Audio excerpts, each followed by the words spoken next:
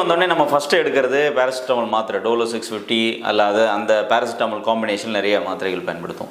ஆனால் காய்ச்சல் வந்த உடனே முதல்ல ஒரு சில மூலிகைகள் நமக்கு ஆப்ஷனில் இருக்குது. அதில் கபசுர குடிநீர், நிலவேம்பு குடிநீர் காய்ச்சல் அகற்றக்கூடியது.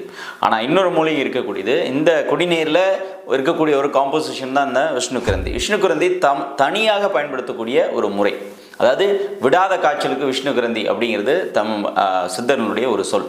ஸோ விஷ்ணுகிரந்தி அடையாளம் காண்பது அப்படிங்கிறது இது ஒரு சிறு செடி இனம் வகை சார்ந்தது, ஒரு நீல பூக்களை கொண்டது. ஸோ இந்த மூலிகை நீங்கள் பார்த்தாலும் எப்பொழுது பார்த்தாலும் எடுத்து வைத்துக்கொள்ளலாம். ஃப்ரெஷ்ஷாக கிடைக்காதவங்க அப்படியே எடுத்து சமூலமாக எடுத்து முழு செடியாக எடுத்து கழுவிட்டு நிழலில் உலர்த்தி பொடியாக வைத்துக்கொண்டும் நீங்கள் பயன்படுத்தலாம். இதை காய்ச்சலுக்கு பயன்படுத்தும் முறை அப்படின்னா, முழு விஷ்ணுகிரந்தி செடி அப்படியே ஃப்ரெஷ்ஷாக எடுத்து இதனுடன் ஒரு செடிக்கு 20 எண்ணிக்கையில் மிளகு சேர்த்து 1-2 நன்றாக இடித்து 1 லிட்டர் தண்ணீரில் இட்டு காய்ச்சவும்.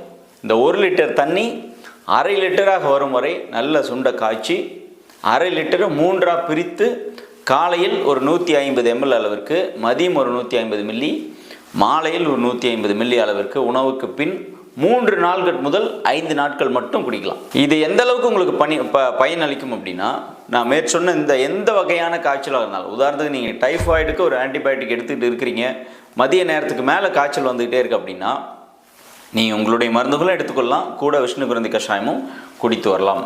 ஃப்ளூ இருக்குது, சளி, அதிகமான சளி மற்றும் காய்ச்சல் தொடர்ச்சியாக இருந்துகிட்டே இருக்குது, நீங்கள் வேறு ஏதாவது ட்ரீட்மெண்ட் எடுக்கிறீங்கன்னாலும் கூட ஒரு சப்ளிமெண்ட்ரி ட்ரீட்மெண்ட்டாக இதையும் நீங்கள் விஷ்ணுகிரந்தி கஷாயம் குடித்து வரலாம்.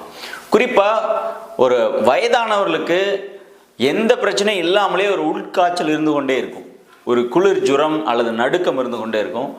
இவர்களும் இந்த விஷ்ணுகிரந்தி கஷாயத்தை வாரத்தில் ஒரு 1 முதல் 3 நாட்களுக்கு அவ்வப்பொழுது எப்பெல்லாம் நீங்கள் குளிர் ஜுரமாக உணர்றீங்களோ அப்பொழுதெல்லாம் எடுத்துக்கலாம். காரணம் என்ன, கிருமியே இல்லாமலே குளிர் ஜுரம் இருக்கும். அந்த வீக்னஸ் காரணமாக அவர்களுக்கு இது ஒரு அற்புதமான ஒரு பயனளிக்கக்கூடிய கஷாயமாக இது திகழ்கிறது.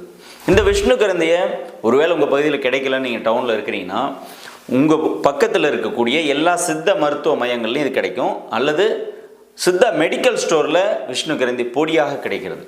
இது என்ன பிராண்ட் அப்படின்னு இல்லை, ஏதாவது ஒரு பிராண்ட் உங்களுக்கு கிடைக்கிற பிராண்டை நீங்கள் வாங்கி அதை 2 விதத்தில் அந்த விஷ்ணுகிரந்தி பொடியாக நீங்கள் எடுக்கும்போது எடுக்கலாம்.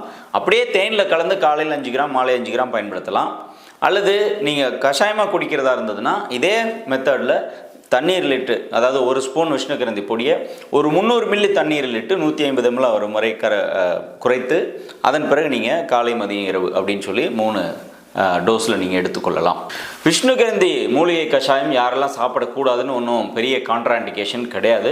அன்லஸ் உங்களுக்கு இதுக்கு முன்னாடியே ஏதாவது இந்த மாதிரி ரா ஹர்ப்ஸ் எடுக்கும்போது ஏதாவது ஒரு எஃபெக்ட் இருக்குது, ரியாக்ஷன் இருக்குன்னா நீங்கள் எடுக்க வேண்டாம். மற்றபடி எல்லாருமே ஒரு 12 வயதுக்கு மேலே இருக்கக்கூடிய குழந்தைகள்லேருந்து பெரியவங்க வரைக்கும் எல்லோருமே பயன்படுத்தலாம்.